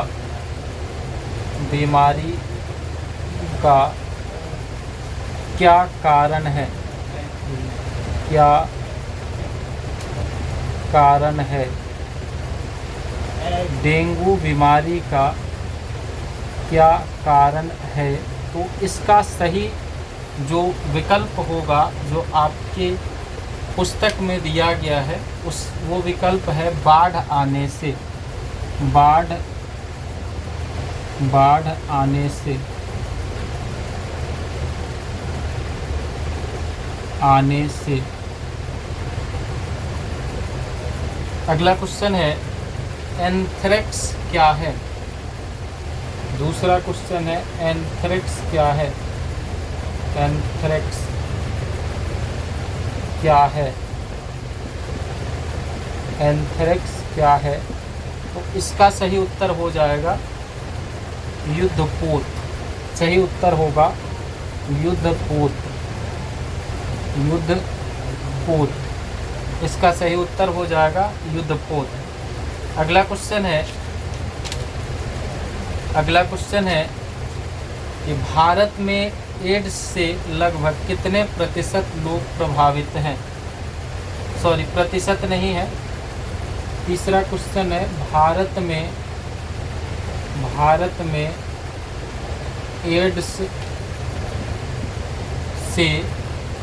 भारत में एड्स से लगभग कितने लोग प्रभावित हैं। एड्स से लगभग कितने लोग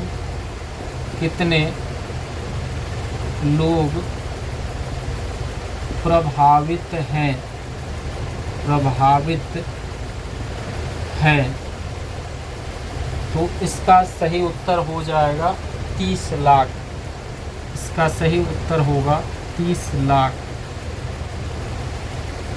30 लाख। तो इस तरह से हम लोगों ने चैप्टर 11 का जितना भी ऑब्जेक्टिव क्वेश्चंस दिया था उस सबको हम लोगों ने देख लिया। अब चैप्टर 12 में जो ऑब्जेक्टिव क्वेश्चन दिया गया है उसे भी हम लोग देख लेते हैं।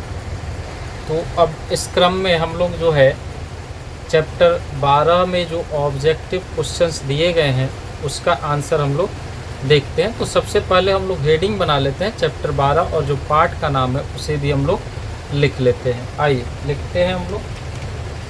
तो ऊपर हेडिंग बना लेंगे हम लोग पार्ट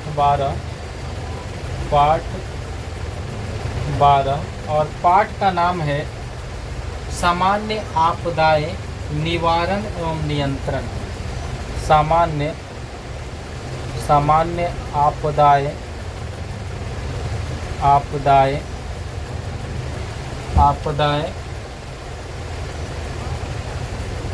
आपदाएं निवारण एवं नियंत्रण। सामान्य आपदाएं निवारण एवं नियंत्रण। तो इसका जो पहला क्वेश्चन है उसे हम लोग लिखते हैं। पहला क्वेश्चन है सामान्य आपदाओं को कितने वर्ग में रखा जाता है। क्वेश्चन है सामान्य आपदाओं को कितने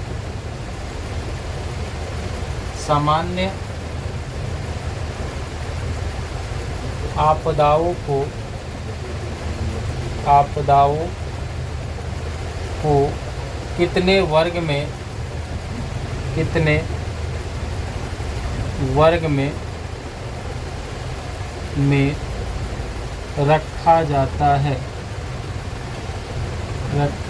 रखा जाता है। सामान्य आपदाओं को कितने वर्ग में रखा जाता है। इसका सही उत्तर हो जाएगा 2। सही उत्तर होगा 2। अगला क्वेश्चन है तीव्र ज्वर का कारण है। तीव्र ज्वर का कारण है। तो इसका सही उत्तर हो जाएगा तीव्र ज्वर का कारण जो है जीवाणु। तीव्र ज्वर का कारण जीवाणु है। अगला क्वेश्चन है 3 नंबर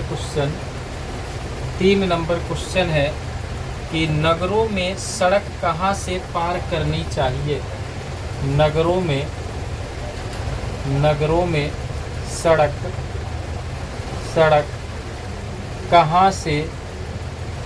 कहाँ से पार करनी चाहिए। कहाँ से पार करनी चाहिए। चाहिए। तो इसका सही उत्तर होगा, इसका सही उत्तर होगा जहाँ जेब्रा का चिन्ह बना हो, जहाँ जहाँ जेब्रा का चिन्ह बना हो, चिन्ह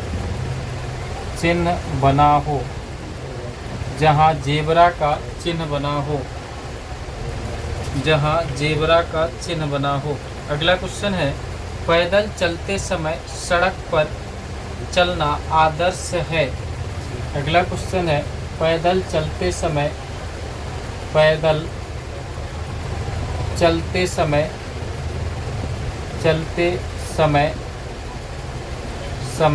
सड़क पर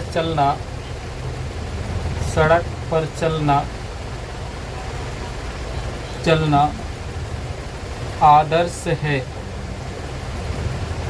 आदर्श है। तो इसका सही उत्तर होगा बाईं तरफ, सही उत्तर होगा बाईं तरफ। अगला क्वेश्चन है 5 नंबर क्वेश्चन है, रेल यात्रा करते समय किन बातों का ध्यान रखना चाहिए। अगला क्वेश्चन है, रेल यात्रा करते समय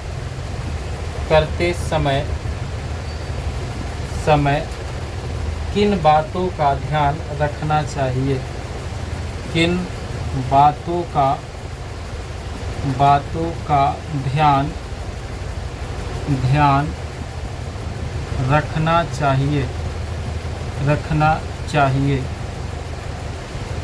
रखना चाहिए।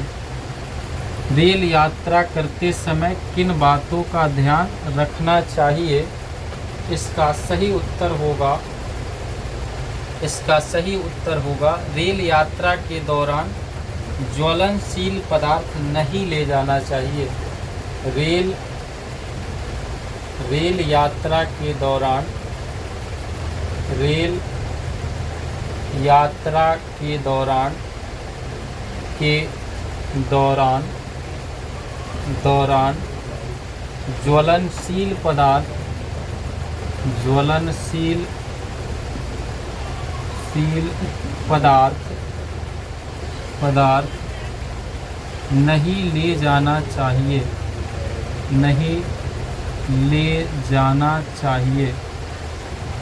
नहीं ले जाना चाहिए, रेल यात्रा करते समय ज्वलनशील पदार्थ नहीं ले जाना चाहिए। तो इस तरह से हम लोगों ने चैप्टर 12 का जो ऑब्जेक्टिव क्वेश्चंस था उसको भी हम लोगों ने देखा। अब जो है चैप्टर 13 में जो ऑब्जेक्टिव क्वेश्चंस है उसे भी हम लोग देख लेते हैं, और उसी के साथ हमारा जो है 9th का जो ज्योग्राफी है, भूगोल है, उसका पूरा ऑब्जेक्टिव क्वेश्चंस ख़त्म हो जाएगा एक ही वीडियो में। यानी आप लोग एक ही वीडियो देखिए और एक ही वीडियो में सारा का सारा ऑब्जेक्टिव ज्योग्राफी का ख़त्म। बस इसे 2, 3, 4 बार आप लोग देख लीजिएगा तो सारा क्वेश्चन देखने के साथ ही याद हो जाएगा। अलग से आप लोगों को याद भी करने का ज़रूरत नहीं पड़ेगा। तो आइए फिर हम लोग जो है इसका आखिरी जो चैप्टर 13 है उसका ऑब्जेक्टिव भी देख लेते हैं। तो सबसे पहले जो चैप्टर 13 का जो नाम दिया गया है उसका नाम हम लोग लिख लेते हैं, और नाम लिखने के साथ ही जो उसमें ऑब्जेक्टिव क्वेश्चंस दिए गए हैं उसका जो है आंसर के साथ में उसे लिखते हैं। तो सबसे पहले चैप्टर 13 का नाम जो लिखते हैं वो इस प्रकार लिख रहे हैं कि ऊपर हेडिंग बना देते हैं पाठ 13, और इसके पाठ का जो नाम है वो है समुदाय आधारित आपदा प्रबंधन। समुदाय आधारित आपदा प्रबंधन।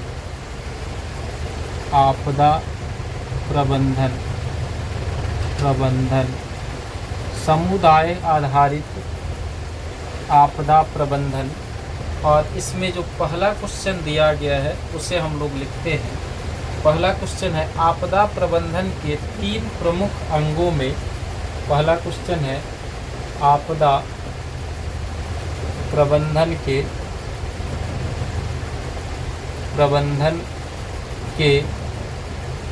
3 प्रमुख अंगों में। आपदा प्रबंधन के 3 प्रमुख अंगों में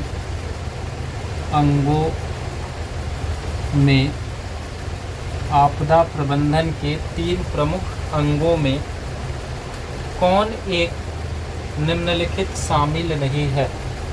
कौन एक निम्नलिखित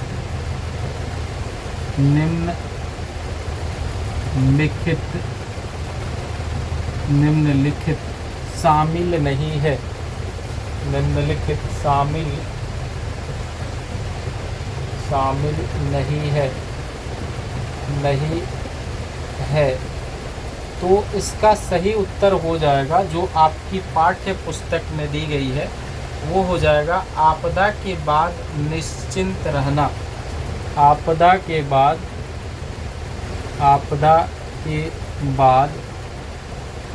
निश्चिंत रहना।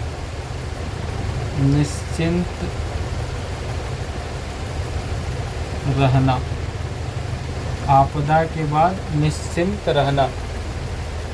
अगला और दूसरा क्वेश्चन है प्रत्येक ग्रीष्म ऋतु में कौन सी आपदा लगभग निश्चित है? प्रत्येक ग्रीष्म ऋतु में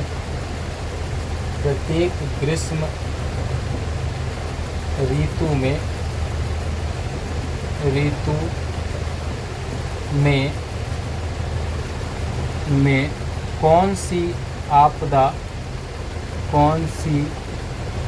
लगभग निश्चित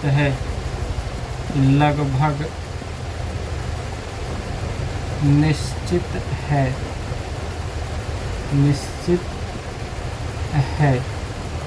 तो प्रत्येक ग्रीष्म ऋतु में जो आगजनी जैसी आपदा है, यह आगजनी जो है लगभग निश्चित है।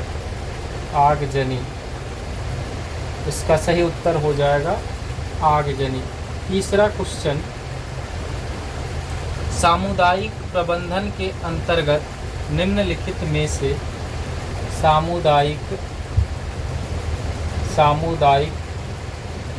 प्रबंधन के अंतर्गत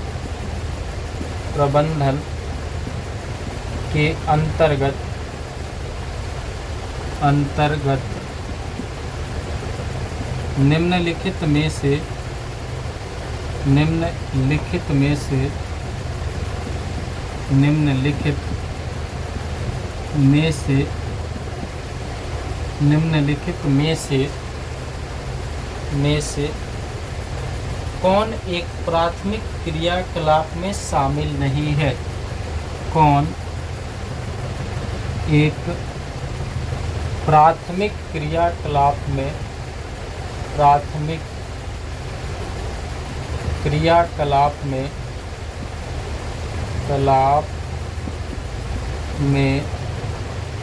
शामिल नहीं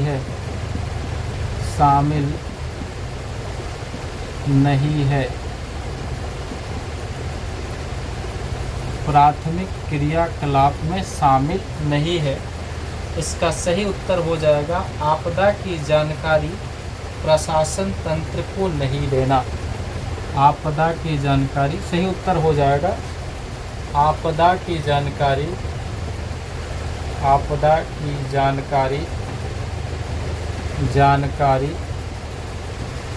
प्रशासन तंत्र को नहीं देना।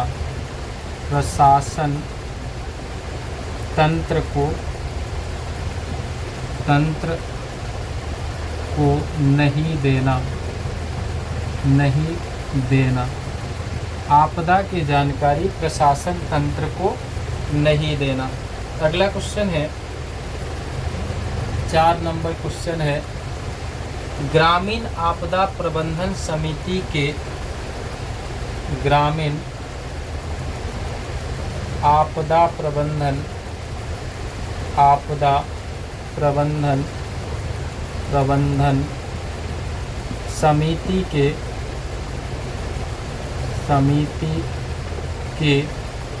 ग्रामीण आपदा प्रबंधन समिति के प्रमुख कार्य हैं। प्रमुख कार्य हैं। तो ग्रामीण आपदा प्रबंधन समिति के प्रमुख कार्य सभी को सुरक्षा देना है। सही उत्तर हो जाएगा सभी को सुरक्षा देना। सभी को सुरक्षा देना। सभी को सुरक्षा देना। तो इस तरह से हम लोगों ने पूरा का पूरा ज्योग्राफी यानी 13 जो लेसन दिया गया था, 13 पाठ दिया गया था, उस 13 पाठ का हम लोगों ने पूरा ऑब्जेक्टिव जो है एक ही वीडियो में समाप्त कर दिया। आंसर के साथ उसको लिख डाला। तो आप लोगों का अब ये काम बनता है कि आप लोग इस वीडियो को 2 बार 3 बार देखिए, और 2 3 4 बार जब आप लोग इस वीडियो को पूरा देख लेते हैं तो हम उम्मीद करते हैं कि पूरा जो क्वेश्चन है वो खुद पे खुद ही आपको याद हो जाएगा। और जब आपको खुद पे खुद याद हो जाएगा तो अलग से फिर नोट्स बनाने की ज़रूरत नहीं है, उसको जो है रट्टा मारने की, याद करने की ज़रूरत नहीं है। तो इस तरह से हम लोग इसको ख़त्म किए। और जो हमारा अगला हम लोगों का वीडियो होगा वो आप लोग कमेंट के माध्यम से बताइए कि कौन से सब्जेक्ट का बना दिया जाए। हालांकि इसके बाद जो है हम कोशिश करेंगे कि जो अर्थशास्त्र है उस अर्थशास्त्र का वीडियो हम लेके आ जाएं, या फिर जो नागरिक शास्त्र है उस नागरिक शास्त्र का ऑब्जेक्टिव का वीडियो लेके आ जाए। तो जब ऑब्जेक्टिव हम लोग इस तरह से वीडियो के माध्यम से ख़त्म कर लेंगे तो बारी बारी से इसके जितने भी चैप्टर्स हैं उन सभी चैप्टर्स के जो शॉर्ट क्वेश्चन हैं, लघु उत्तरीय प्रश्न है, उन प्रश्नों को भी हम लोग देखेंगे, उन प्रश्नों को भी हम लोग समझेंगे, लिखेंगे, ताकि उसे भी याद करने में आप लोगों को बहुत ज़्यादा कठिनाई नहीं हो। तो इसी के साथ हम इस वीडियो को समाप्त करते हैं। फिर मिलते हैं हम लोग अगले वीडियो में। तब तक के लिए धन्यवाद वीडियो देखने के लिए।